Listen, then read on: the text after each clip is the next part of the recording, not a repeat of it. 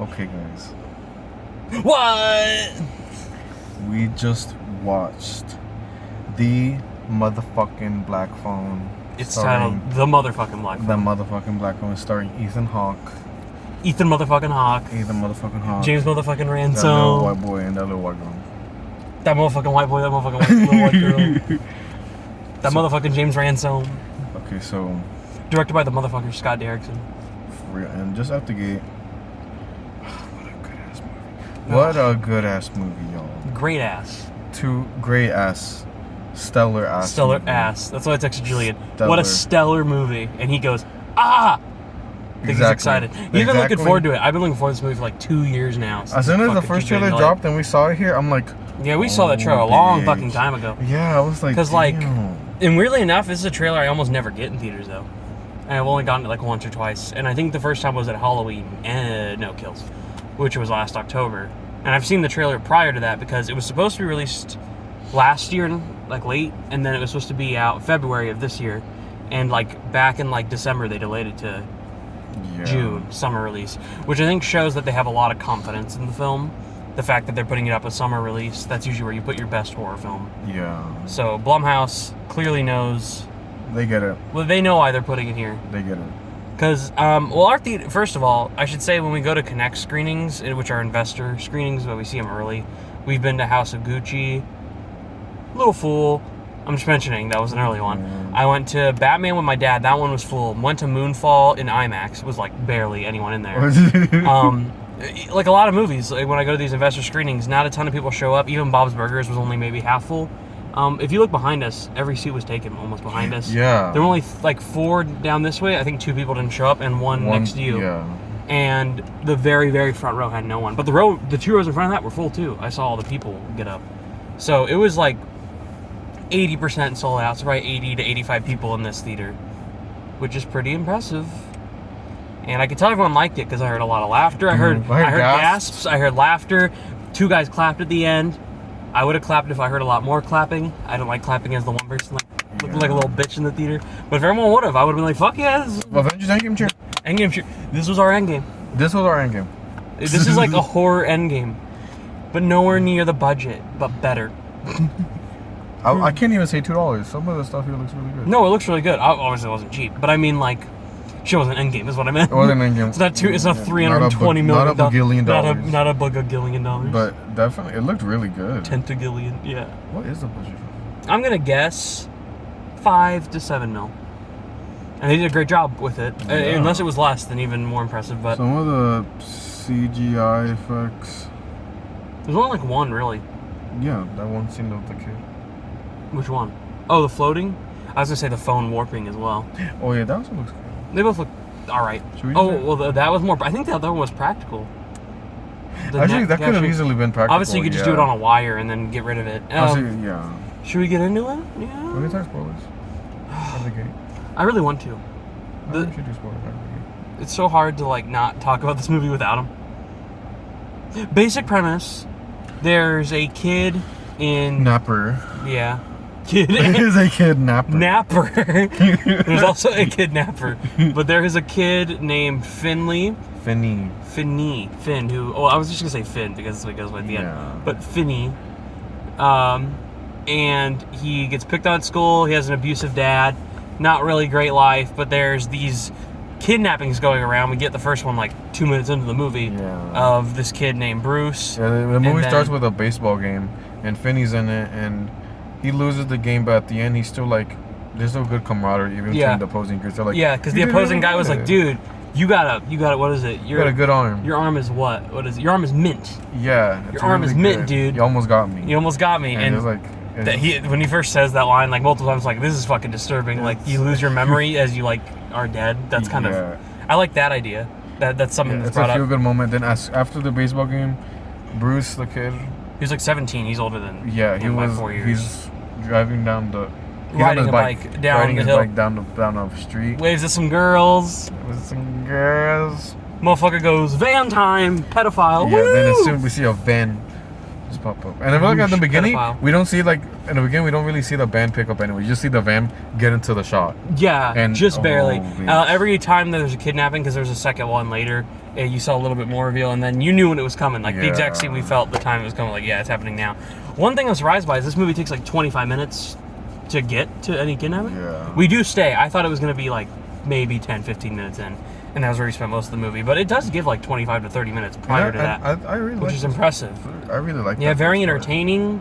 Good The coming Sister. of age. I see why people compare it to It. It has a lot of bullying. It's in the late 70s instead of 80s, but it has those vibes. It has a coming of age story vibe. If you're a fan of like Stand By Me or It, you're gonna fucking love that, because that's where the whole movie feels like, surrounded by this kidnapping plot.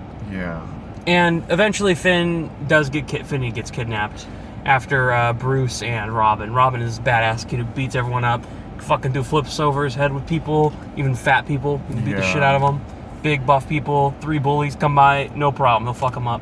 And after those kidnappings, they're wondering like who the guy is, the grabber, the rumored grabber, who used to go to their school. They said he was the toughest kid in school at the time. Yeah. And Ethan Hawke plays the grabber, as seen in all the posters. You've probably seen that poster that's just a giant-ass demon smile. Which I like how it always defectively changes in different ways as it goes on. He kidnaps Finney, locks him in the basement, pretty much rarely feeds him, gives him anything. Gives him like an egg. He gives him an egg and a Sprite. An egg and a rip-off Sprite. Not even name brand rip-off. It was like lemon soda. Is like what it Sprite away. I'm pretty sure that's actually what it said. What is it like? Spirited it away. Spirited it away. Spirited it away. Yeah. So, kidnaps him, and consistently he keeps getting the calls on this phone, which the robber, or the grabber, that's the name, he always tries to deny, like, the phone, I just imagine it ringing, it's just the electricity, but it genuinely is ringing, and it's the kids that he's kidnapped of the past. 5, because 5 missing children, 5 were dead. Yeah. And all of them give Finney different clues about, like, what to do. They all give things him a that they step. discovered while they were there that could help him out, and all of them are different escape routes, actually, entirely. But eventually, by the ending, you'll see. In the end, they culminate that each step actually helps in the scenario. In the overall final escape. Yeah, which I don't think was their intention. It was more their escape but plans to be works. continued, because they got to the point where they found their escape plan, then that's when they died. Yeah. They never got to, like, even go through with any of their plans. Like, one kid was trying to rip open the top. There's a small thin window, like near the top of one of the walls. Yeah, he was gonna use this cable and rip off the railing. There was another kid who found this giant hole he could dig through. Another one knew about this above the cable wire. There's a wall that leads into a freezer with meat in it. There was, although they could sense outside things, so I don't know if he even knew there was a freezer there. Yeah. I wonder if he sensed it, because there's this one kid, Griffin, who no one knew. He was the kid who says, like, I was invisible to everyone, no one knew me. And he mentions, like, he's up there sleeping right now. Like, he told him that. Yeah. So clearly they could wander around, like, these dead children could, like, wander, because they were always physically there with him, too, as Robin tells him later. And the movie cuts between 3, or more like 2.5 different things.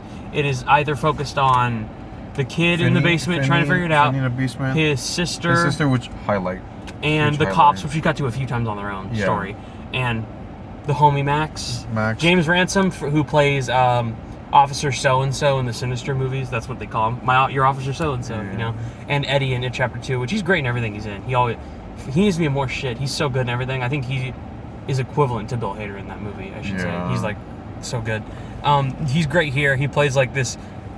At first, we just think, he's like kind of like a nut job. Nut job who's trying to help actually find it out. And I thought, like, he would come back into play multiple times. Yeah. But, like, immediately it's revealed. It's like, my brother, he's at work right now. But I know who this investigation is. Clearly, wherever the grabber goes, he has to be in this general area. Almost not even the neighborhood, like this area of these 4 blocks. And he goes, because he'd have to get him there that quickly, based on the school ratio of only being like 2 minutes away. How does he get him here anywhere that quickly? And the cops are like, we have the scene where they're like, all right, and clean it before your brother gets home, because he has cocaine on the table. So he goes like, fuck, you're an idiot. Then he snorts the cocaine, all of it, which we knew he was going to snort. I was like, that's funny. But then the camera pan shot down under the basement. I'm like, either that was a cool transition, or they're literally saying that. At first I was like, is that a transition? We both looked at each other. We immediately realized at the same time, he's a fucking brother. Oh my god. And his brother is the grabber. And the whole movie, this guy is trying to every time my phone's on, like, bro. This is like the equivalent in like campiness as to like Lil Rel Howery's character in Get Out, where he's always like, no, they be kidnapping black people, making them sex slaves and shit. This is that equivalent of like, it's stupid, but he's like, he knows. He knows. It's like so fucking dumb. So, every time it come back to that, I lost my shit, which only happens like 2 other times in the movie. Should say he eventually like finds out. Yeah, he finds out in the most unfortunate time. Which we knew it was going to be at that time. Yeah. I felt it from the beginning. So as we say, he builds through all these different... The sister, like, asked Jesus if it's related to her dreams. Her mom used to have them in the past. And we can clearly tell her mom went insane, so we don't know if, like, they're trying to say the mom actually had an idea to kill herself because of her husband. Something that I figured would probably be a post-credit scene about it, or maybe, like, a hint at a sequel. The daughter's general ability. Yeah. And the mom. Well, I feel the reason the mom was told to kill herself is the abusive relationship. I think theoretically they were trying to say the husband was the cause of that, and that's why she was telling him I love him. Like, I loved her too, but it was like different how they had that scene, and that interaction was really awkward, and the dad still didn't give a fuck, but he did take her out for the drive after. But I think they were trying to say like the abusive relationship was what really made her kill herself. Even though she may have had that dream and ability like her mom, that was not the like effective reason, you know. Yeah. It was a emotional scene, and the dad abusive scenes are horrifying too.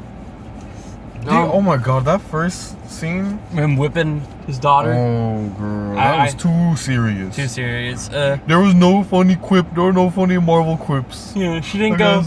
Well, that just happened. Well, I just got my ass pounded. No, it was just quiet, just beatings. Say it's a dream, it's just a dream. And her is bawling her eyes out. Yeah, they're both really good actors. And I'm just the trailers, I used to think, like, every time I see the girl in the little trailers, I'm like, she's really corny in the trailers. I was thinking. She's really good because she's intentionally corny. Yeah, she's a highlight. She has every moment. Oh my god. The first scene, we're studying the cops. Oh yeah, because I could be the grabber. You stupid fucking cunt mouth, cunt bags, whatever the fuck she says. It's so aggressive. All the kids like cussing and their humor is very funny. Yeah. They have a lot of energy to it. Like even Robin when he's like trying to get the bullies off Finney in the bathroom. He's like, so you better not fucking pick on it again. I'll fuck all y'all up. And he goes, you can go now. You can leave the bathroom now. What the fuck are you doing? So eventually he does escape by using the wire as a tripwire they found the cable for, using the dirt pile he dug in a hole so he would fall in it. He has the phone, which Robin told him to put dirt in so he could weigh it down, use it to beat the shit out of him.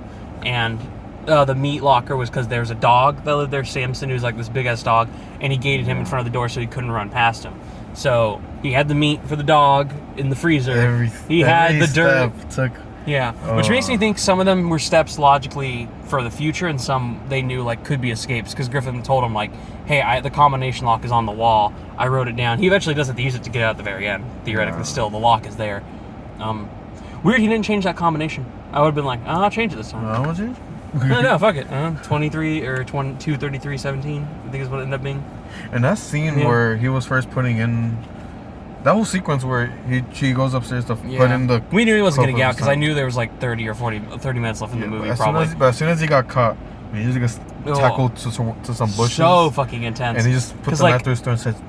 I thought he was gonna run out the door for him. He gets like the van. He drifts in front of him, like almost about to hit the kid. The kid runs in the fucking door, and he's about to run the other way and like slip back, and then. He grabs him. He gets tackled to some bushes. He does cut his neck a little bit, like a little cut here, and then he holds it up, like right here, higher up, and he goes, "If you make any fucking sound, I will gut you like a pig on the street, and then I'll use your intestines to choke."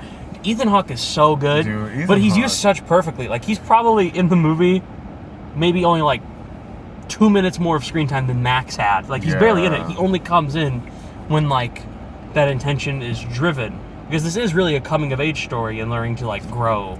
And that's like his message as a kid. Because most of the time, Ethan Hawke's not just down there watching them. It's maybe like minute scenes, probably 6 or 7 of them. And then that chasing out the door, and then the very ending. So he maybe has like 15 minutes of screen time, the entire thing. But he leaves that impression like you would never want to go upstairs. Oh my god, that first scene where they tell him, like, hey, he has a belt upstairs, do not fucking fall for it. Oh, and it that scene was pans so to him good. just in like a minor, like, were they underwear, short shorts, no shirt, and he's he's just with a sitting there. belt. And the face always changes, and that time we first see the face, it has a blank face, eyes, then it ends up being a smiley face, eyes, comes down. Yeah, it turns out the mask is a detachable, two-piece. it's two-piece every time. two-piece. And then it has like this angry face with the eyes when he's standing there with the belt, and it's this really blaring score, but a really good score. It's not those ones that, it's not just the violins that you hear in every horror movie, like, it was like Jay, like, and you just saw him, I like shit my pants, he was like fucking naked. I was like, looks like he's gonna rape this kid. Oh my god. And almost every time he has the masks, he has that same high giddy voice, but he almost has like a different emotion, the way he acts. It was very impressive. Everyone in this movie's great. A bit late to acknowledge, but also the opening to this movie, it literally felt like a true crime documentary intro. Yeah, it reminded me of what I'm trying to think of what intro does that. Well, Sinister kind of has that intro with that first shot that's just silence and them hanging, but not exactly. But Malignant kind of has that opening. Malignant is obviously way fucking goofier of a movie in its entirety, but it has that like similar. It has a very similar score to it in that opening. That one's a little bit more badass and is all medical related, but it felt like that cut through where they go through it. And Blumhouse had a new logo. Should have mentioned that. Oh, that Blumhouse logo was fucking sick. I don't think that I've seen this before. I'm almost certain this is new because I was like, this feels new. Is this Blumhouse? Because it was Michael Myers outside. It panned through. You saw the Get Out TV. It was just panning out like, what different things you see? I saw a Purge mask, Get Out TV, like the TV shine from Get Out. Like there are different. I'll need to like analyze it when it's fully online because it looked really fucking cool. I prefer it over the spinning chair and the girl walking by, which has been an iconic logo. It's iconic, but yeah, an upgrade was an upgrade now. I thought this would be connected to Sinister, and it looks so much like Sinister. Respect to the director. It does. A lot of shots, like the Super 8 film. They use Super 8 film. That's the van. That's the van. Oh shit! Oh my god, it's a black van. Drive. Abracadabra is what's said on it, right? Yeah, inside, I think. Yeah.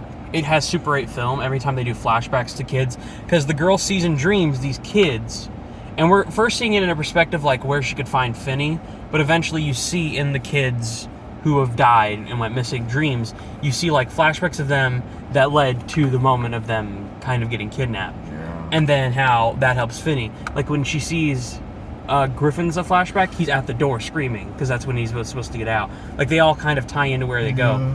And the final one goes to 741, 7441, 741, right? 7417. 7. I thought it was 7741. Yeah, 7741. And that's the house crush sheet with the missing kids. That's why she's been seeing that one. That's where all the kids are. But when she sees Finney the one time, it does have a different shot. I noticed the door was different. So that's cool that they reflect on that.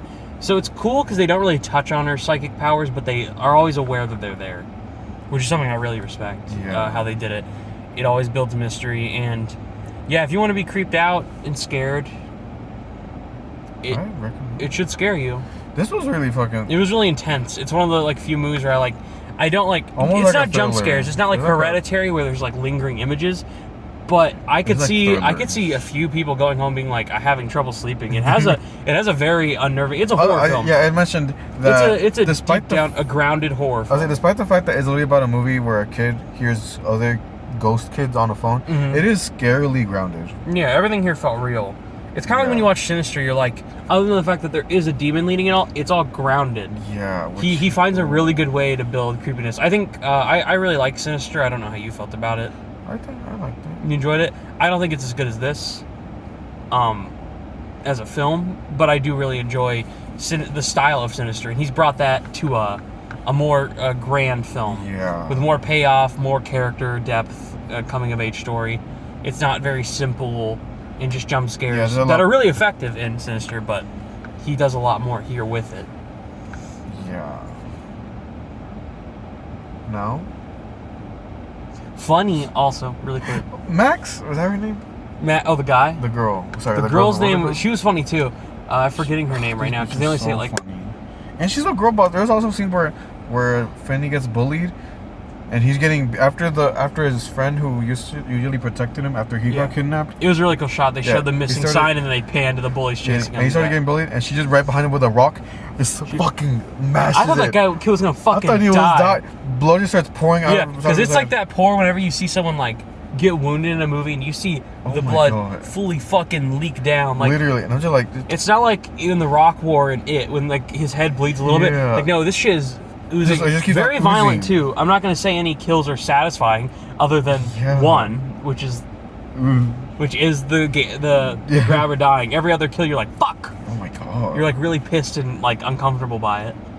Like even when Robin beats the shit out of this like fat kid Moose who's bullying him, and talking shit, like he pounds his face in 20 punches. Yeah. And you see like his teeth fucking knocked out. You see his nose bleeding. Like it's a violent coming of age 70s film, but it does have that 70s 80s feel where films at the time would be more violent with the time and location. Yeah, Robin was talking about, you see the Texas Chainsaw Massacre? I'm like, oh, you mean it said, what year is this? Yeah, 78. Yeah, because it brought up, what was it? This said Nevada 78 at the very beginning. I can't wait to see this again. I will be seeing it again. The only thing is it comes out the week of Elvis and Marcel the Show with Shoes On, so I have to see those two for sure first. I know we're seeing those two because we talked about better fucking be there for Marcel. Yeah. So cute. In comparison, go double feature. Go feature. Go see Black Phone and then go Marcel. Calm down. After calm down. Easiest of it, Marcel. And then if you're like have a little energy and you're like, I want to see a guy steal from black culture, go watch Elvis. Okay, want to give a score? Feature. Of course, yeah. Do you want to go first? Oh my god. What would you give this out of 10? And then where would you rank it? I'll link our letterbox. I'm going to be real. At the moment, I'm feeling 8.5. Strong 8.5. 8.5 to a 9. Leaning a little bit towards 8.5. I'm giving this a great 9 out of 10. I thought it was nearly perfect in a lot of ways. I think there's a few little things here and there that could be better. Some things I want a little more development. A little bit sometimes when he first got into the basement, I was thinking, can something happen? But then things started happening. Well, I knew it would start out slow because we needed the interactions with him and Ethan Hawke before the kids started talking to him. That wasn't my problem. There's just a few elements where I'm like, I wish they developed maybe a little bit more of the girl and the mom's mystery, just slightly. I thought they were going to go more into the abusive dad at the end. Those few things didn't happen, but I understand what they were doing with them. Obviously, those were all emotionally related. Something about suicide with the mom, the abusive husband. They were clearly all. And it can also be forgetting because that really isn't the point of it. No, that's not the focus either. Yeah, it's a coming of age for the kid, is the main story. On top of don't talk to strangers as a solid message. Do not talk to strangers. That should be the tagline for this. I think it is never talk to a stranger. when it came up on the wall and it said tweet about seeing the Black Phone early, and the thing said never talk to strangers or never talk to a stranger. Not wrong. Not wrong. So he said, "You want to see a magic trick?" He's like, "Yeah." And he goes, "Are those black balloons in there?" "Oh yeah, look at this shit. Yeah. You fucking covers his face with the balloon so no one sees spraying it all in his fucking mouth. Ate. He literally did eat. Yeah, that was fucking really... poisoned him. It is aggressive. He does gash his arm though with the rocket. Yeah. He has this rocket pen that kind of helps him a little bit along the way and has a good metaphor for him. He leaves it there at the end. Yeah, which is as an iconic stance of like, fuck this guy, my rocket. I win.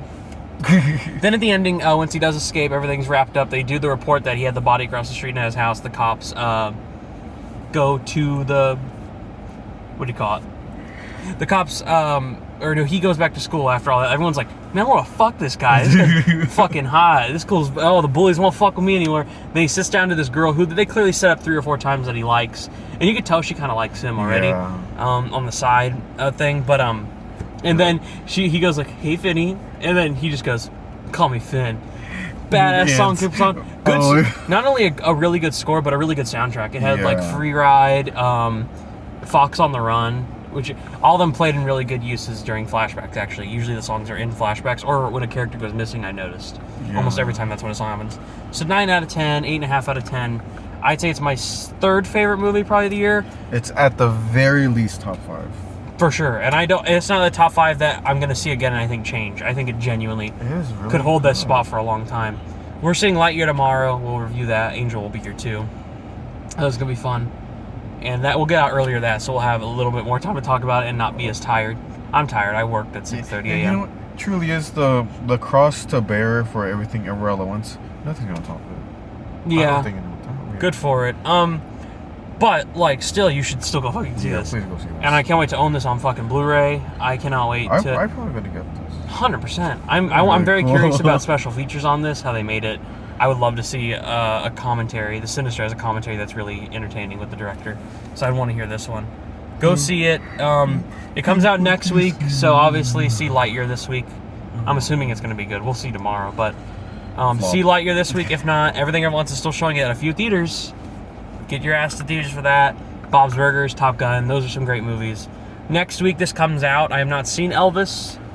I don't think I'm gonna think it's. I don't know if it's gonna be as good as this. From what I've heard great performance. Austin Butler, not great movie. That's kind of what I've been hearing. What did they say that was dizzy? Or something about the way the movie is. Maybe I heard it's trippy.